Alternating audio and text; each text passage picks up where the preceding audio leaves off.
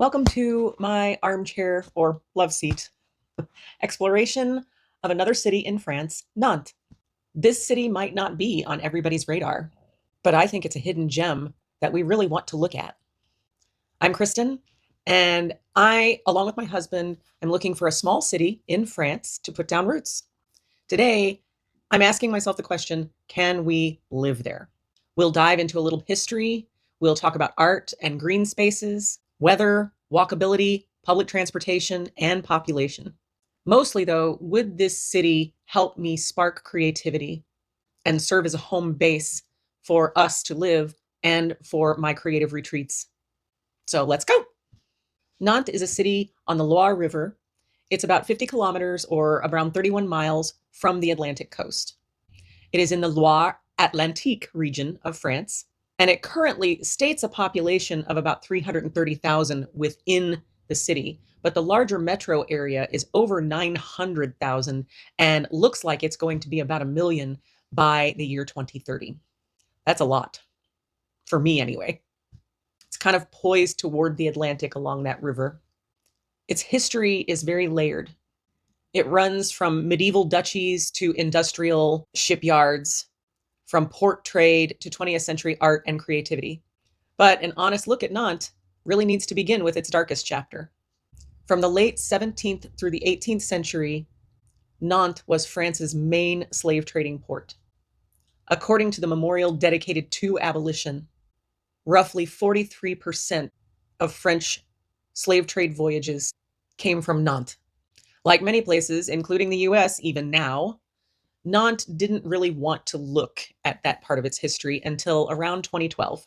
The city was beginning to rebuild, they were beginning to modernize, and they realized they couldn't throw out their old history while making a new and improved and diverse population and community. City planners and advocates in 2012 created the Memorial de l'Abolition de l'Esclavage. It's a powerful reminder of that era of time. There are over 1,700 glass tiles embedded in the walk around the memorial that represent the more than 1,700 slave ships that passed through that port. So yeah, Nantes has finally confronted parts of its past head on. And to me, that says something about a city that wants to preserve memory and history and identity and not repeat those same horrible atrocities of the past. Nantes is moving toward a more modern, vibrant, and diverse community feel. It's becoming a center of culture. At the heart of the city, Château des Ducs de Bretagne, the castle of the Dukes of Brittany. Once it was the seat of power in Brittany. This chateau is now a museum dedicated to the history of Nantes. It's kind of become a symbol of how Nantes balances the history and modern arts and culture. The lawn outside of the castle, on the other side of the moat, I guess I should say, there's a moat. Anyway, that lawn often hosts like world music events and other festivities that honor the culture and heritage of the area. Let's shift into something a little more fun. Nantes thrives on a sense of creativity and playfulness. It's full of imagination and it sparks the imagination. One of the most iconic attractions in Nantes, Les Machines de l'Île. I think I got it, not quite sure. These are massive, big, steampunky looking machines full of moving creatures, with kids and grown-ups alike riding on a giant elephant. It walks out through the former shipyard that was there, and it trumpets and it sprays water. And I wish I had a video clip of it, but I don't want to use somebody else's copyright information, and I'm not there yet. I haven't gotten to see it in person yet. So you're just going to have to live with the photos. But imagine that elephant trumpeting and just squirting water all over the kids. Go to YouTube and find it, because there are plenty of YouTube videos of people who were there and filmed it. It's just so much fun. And I'm not sure how you could top a city that has a giant battle elephant. There is a local link to this big steampunk looking place. Nantes was the birthplace of Jules Verne, that visionary writer who took us 20,000 leagues under the sea and to other fantastical places. He was one of the first people to start imagining worlds beyond our own, the one that we know. I feel like the machines tend to channel kind of that adventurous spirit. For someone like me as an artist and someone who wants to live in a place that sparks my creativity, that's a big plus. Nantes is a city kind of on the cusp of not only preserving its history, but reimagining its future. Not only with these great machines, but by modernizing the city's transportation, pedestrian areas, and bike lanes to create community and relaxing areas where people can just be without traffic. In practical terms, it's easily accessible via trams and bus. You can also, from the train station, get on a tram that will take you to these various places in Nantes. Let's talk a little bit about green spaces. Nantes has kind of an edge when it comes to creating wide green spaces, even right in the middle of their city center. They have been creating green and walkable spaces. The Jardin des Plantes is centrally located. It's lush, it's beautiful, it has a ton of paths you can walk. You can look across the river at neighborhoods across the street, and you can feel like you're in your own little world. It's also full of statuary and other things that encourage plant growth on the sculptures. It's full of fun, smiling, installed sculptures that just make you want to smile. And they're not at all classical and stuffy. They're funny and silly and cartoonish, and they just lead you to feel kind of childlike again. Then there's the art trail concept. It's called the Green Line, and it literally paints a green line on a path that goes all around the city center and takes you to the sites worth seeing and a lot of other quirky places that you might not have seen otherwise. It's like a self-guided tour. Walking or biking along that trail, you'll find installations, neighborhoods, riverbanks, a city that really has been set up for exploration on foot. For somebody like me who wants a walkable city and who wants to include creativity and all that kind of stuff around me, this is like gold. Let's talk about the weather. Here's my reality check. Nantes has an oceanic climate due to its proximity to the Atlantic Ocean. Now, La Rochelle is also in an oceanic climate, but it's a little further south, not a lot, and it's right on the coast. So a lot of the gray tends to be blown inland, and La Rochelle has more sunny days. The average, and I'm just saying averages here. I'm not saying it does not get super hot in Nantes. Everywhere in France got super hot this past summer. So don't come at me and say, that's not usually the temperature. It's averages over the last like 10 years. The average high in July is around 24 degrees Celsius or 75 degrees Fahrenheit, kind of like San Diego. Winters are cooler, but usually not freezing. In January, the average high temperature is around 9 degrees Celsius, which is about 48 degrees Fahrenheit. Lows, though, can be near 3 degrees Celsius, which is 37 degrees Fahrenheit. So it does get cold there. Here in North Carolina, we get higher heat. Our lows get that low too, but not very often. It's in the wintertime, there are very few days that get below 40, but there are some. Along with the weather comes the cloud cover. The cloudier part of the year runs 7 months, with the sky being overcast 66% of that time on average. So you have more cloudy than sunny. Unlike La Rochelle, like I said, which has many more sunny days, it's not sunshine year-round in Nantes. And they do get gray skies and rain.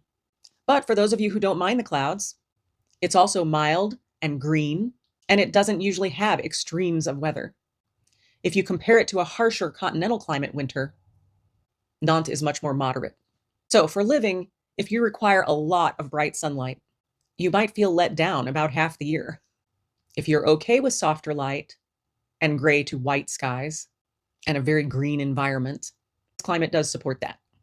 So what about beauty, daily inspiration, sparking the creative mind? We've already talked a little bit about that. This is probably one of the most important things to me. Does the environment spark me? Will it spark the creativity and imagination of the people I bring over for retreats? Nantes does have a lot of beauty, and you can certainly sketch a different picture every day of your life and never get through with all of the places you could see and draw and be inspired by in Nantes. It has the historic fortifications like the chateau. It has vistas and views of the Loire River. It has all of these industrial islands that have been transformed into creative places. It has quiet, leafy neighborhoods, the big botanical gardens, and they're changing the urban fabric just to enhance discovery of people and communities. Its architecture in the city center, you'll find a lot of those Haussmann-inspired things, like the guy who built all the places in Paris that made Paris kind of famous for its views and architecture. But nearby, you'll also find old port warehouses that have been changed into creative art spaces.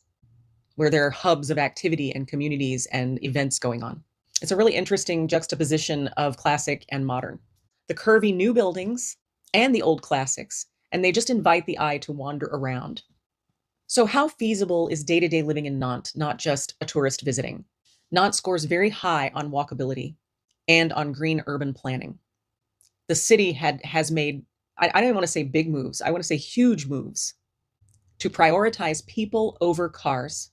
They've created extensive bike paths, pedestrian only zones throughout the city. In fact, the city has been recognized for its environmental efforts, and it's known to be at the top of the list of cities in France that are preparing for climate change and eco consciousness. As for public transport, there are trams, there are buses, there are ferry boats. And from what I understand, I went looking, and all of these can be had in one monthly pass for people who live there. You can also get air access via the Nantes Atlantique Airport.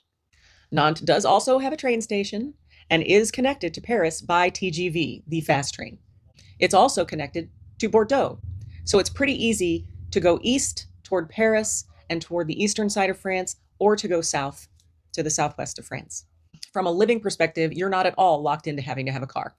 So for the remote worker or artist, or even the tech worker who gets a job in Nantes, whatever scenario you envision, this city does support living there as much as it supports traveling to every other place there. Next, can we afford it? I don't have any handy dandy charts. I'm using averages, but compared to the area we live in near Durham, North Carolina, Nantes measures up very well. Let's start with that usual 3-course meal at a mid-range restaurant. In Durham, as I've said before, a 3-course meal without drinks in a mid-range restaurant runs around $75. If you tip, which you're expected to, 20% on top of that, that's about $90. A similar equivalent in Nantes will run you around $65.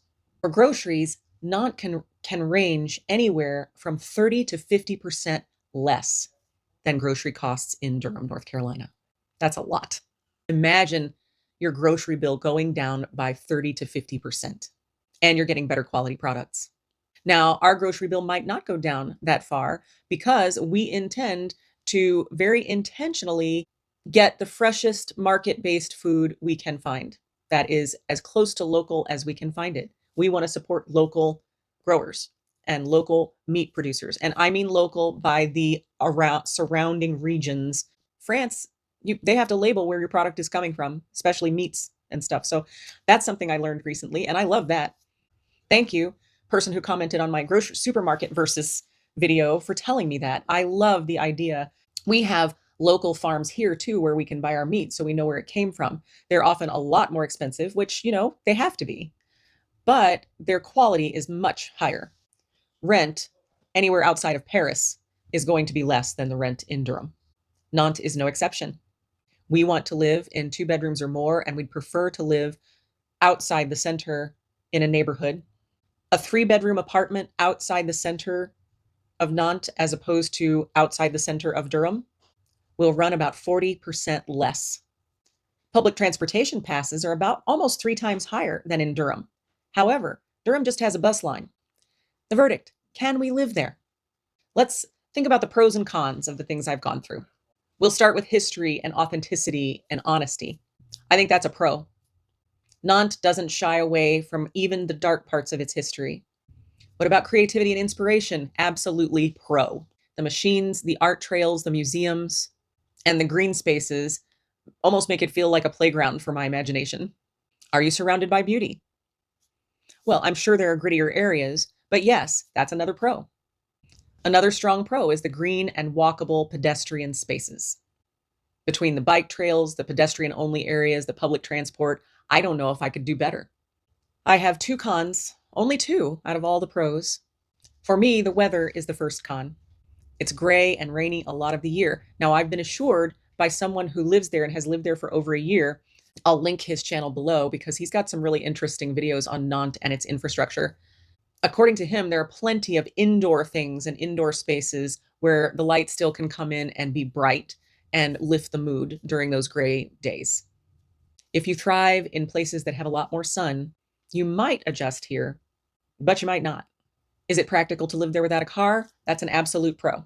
We would love to live in a town that has no more than 50,000 to about 150,000, maybe inching up toward 200,000 people, and that's all. So Nantes is way big. It's way big. It's like I said, the main area is 330,000 people, but the larger surrounding metropolitan area is approaching a million. And I don't know if they have enough pedestrian and green spaces for me to be able to not feel claustrophobic. I might be able to. It might be spread out, or it might be that because it's not as touristed as other places, it might not feel as crowded or claustrophobic as, say, Paris. So for me, shifting into full-time art and coaching and art tourism, looking for beauty, community, and inspiration, Nantes ticks almost all the boxes. Would I say I'd move there tomorrow? Probably not. And if I were looking for a permanent home, a place to set down roots, I would live there for just 1 year first before making a decision as to whether to settle there permanently. If my husband were to get a tech job in Nantes, which is a very big hub of technological activity, I would be perfectly happy to move there and see what it's like. I would definitely make sure that a year of living there showed me whether the gray was going to be too much for me to take. But all in all, I'd say it's well into our top 10 list currently. La Rochelle, in my brain, still has it beat by a little bit. Not in the public transportation arena, but in the sunshiny sea breezes and beauty arena. But Nantes and La Rochelle are only about an hour apart by train. My shallow dive into Nantes, it's not a deep dive when you're talking about so many things in one video. I have done a lot of studying, but I don't want to pour too much on, I I have a bad habit sometimes of giving too much factual information and stuff, and it's just overwhelming. So I try to cut it down and make it a little bit simpler.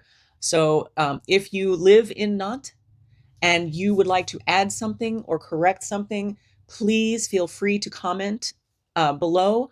I look at all comments and take them seriously. And unless if you're being if you're correcting without being mean and ugly about it, which rarely does anybody, I take those and I think about them and I ponder them. What matters to you when you're thinking about moving to a new place? Weather, creative ability, drive ability, walkability? Let me know in the comments. Please hit that thumbs up below and subscribe to my channel if you haven't already. For more commentary on differences between the US and France, for more commentary on cities that we're exploring in France that we're going to visit when we finally move over there. And feel free to talk about cities or towns in France that you think I, with my creative bent and my coaching, might be happy. If you live there, or if you have a place that you think would be just the biggest spark of imagination ever, let me know. Anyway, follow along as I begin to start sketching my new life. Talk to you later.